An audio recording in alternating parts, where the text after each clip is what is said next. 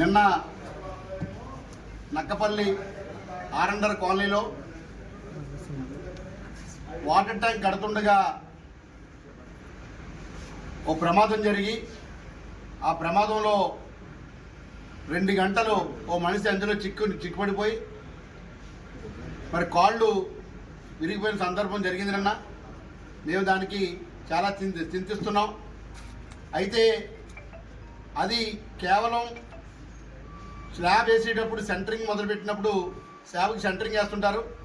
ఆ సెంటరింగ్ పడిపోయి ఆ దాంట్లో ఆ శిథిరాల మధ్యలో ఉండిపోతే ఇక్కడ హోమ్ మినిస్టర్ గారు వెంటనే స్పందించి డిపార్ట్మెంట్ అందరికీ ఆఖరికి ఫైర్ డిపార్ట్మెంట్ కూడా ఆవిడే ఫోన్ చేసి స్వయంగా మరి అలాగే రెవెన్యూని కానీ పోలీసుని కానీ మరి అలాగే మా నాయకులు కానీ లోకల్ ఉన్న వాళ్ళు కానీ అందరూ కూడా బాగా స్పందించి మరి ప్రాణాలు కాపాడడం జరిగింది. కానీ నిన్న వైసీపీ లీడర్లు కొంతమంది స్వార్థంతో ప్రతిదాన్ని కూడా కూటమి ప్రభుత్వానికి ఆపాదిస్తూ వీళ్ళు లంచాలు తీసుకోబట్టికే నాణ్యం లేని స్లాబ్ వేస్తున్నారు, అది పడిపోయిందని చెప్పడం జరిగింది. అది చాలా పొరపాటు. ఎందుకంటే ఆ కాంట్రాక్టర్ కూడా ఎవరికి తెలియదు, మరి ఎవరెక్కడ పనిచేస్తున్నారో తెలియని పరిస్థితి. ఏదేమైనా తప్పైనా రైట్ అయినా సరే ఆ కాంట్రాక్టర్ మీద చర్యలు ఉంటాయి. ఇప్పుడే కలెక్టర్ గారు కూడా ఆదేశం మేడం గారు కలెక్టర్ గారు చెప్పడం జరిగింది. ఎవరైతే ఆ తప్పుకు పాల్పడ్డారో ఎవరైతే కాంట్రాక్టర్ నిర్లక్ష్యంగా ఉన్నాడో ఆ కాంట్రాక్టర్ మీద ఈవేళ పోలీస్ కంప్లైంట్ ఇవ్వడం జరుగుతుంది. మరి పోలీస్ కంప్లైంట్ కూడా మరి ఎంఆర్ఓ గారు ఇస్తున్నారు. అతని మీద చర్యలు అయితే ఉంటాయి. కానీ ఇటువంటి ఆరోపణలు చేయడం ఎంతవరకు సమంజసం? మొన్ననే పోలవరం కాలువ మట్టి తీసి ఆ మట్టిని ఆ కాలువలో వాళ్లే వేసుకున్నారు.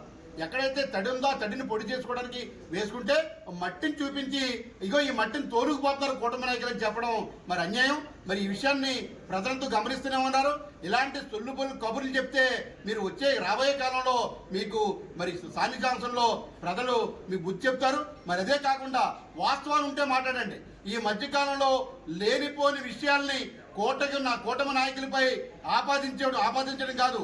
ఎక్కడైనా సాక్ష్యాలుంటే ఎక్కడైనా లంచం తీసుకున్నట్టు ఎవరైనా ఉంటే కింద నుంచి పై వరకు కూడా ఏ నాయకుడు కూడా మా కూటమి నాయకులు అలాంటి వాళ్ళు లేరు. ఒకవేళ ఏముంటే నిరూపించుకోవాల్సిందిగా కోరుకుంటూ ఇటువంటి తప్పుడు మాటల్ని మానుకోవాల్సిందిగా కోరి ప్రార్థిస్తున్నాం.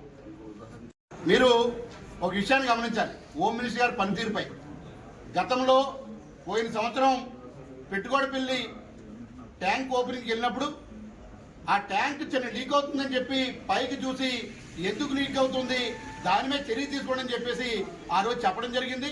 అక్కడికక్కడే కలెక్టర్ గారికి ఫోన్ చేసి ఆ డిఈని ఏఈని కూడా సస్పెండ్ చేయించడం జరిగింది. ఇది కూటమి ప్రభుత్వ పనితీరు, ఇది హోమ్ మినిస్టర్ గారు పనితీరు. హోమ్ మినిస్టర్ గారు పనితీరు ఎంత బాగుందో అందరికీ తెలుసు. ఎక్కడైనా తప్పు జరిగితే అది టీడీపీ నాయకుడైనా కాంట్రాక్టర్ అయినా కూటమి నాయకుడైనా ఎవరి మీదైనా సరే చర్యలు తీసుకోవడానికి ఆవిడ ముందుగా ఉన్నారు. దానికి ఉదాహరణ ఆ డిఈ సస్పెండ్ అవ్వడం కానీ మరి ఆ ఏఈ సస్పెండ్ అవ్వడం కానీ ప్రజలందరికీ తెలుసు. అన్ని పేపర్లో వచ్చింది. లేనిపోని కబుర్లు చెప్పేస్తే నమ్ముతారనుకోవడం పొరపాటు. దయచేసి దీన్ని అర్థం చేసుకోవాల్సిందిగా కూర్చున్నాం.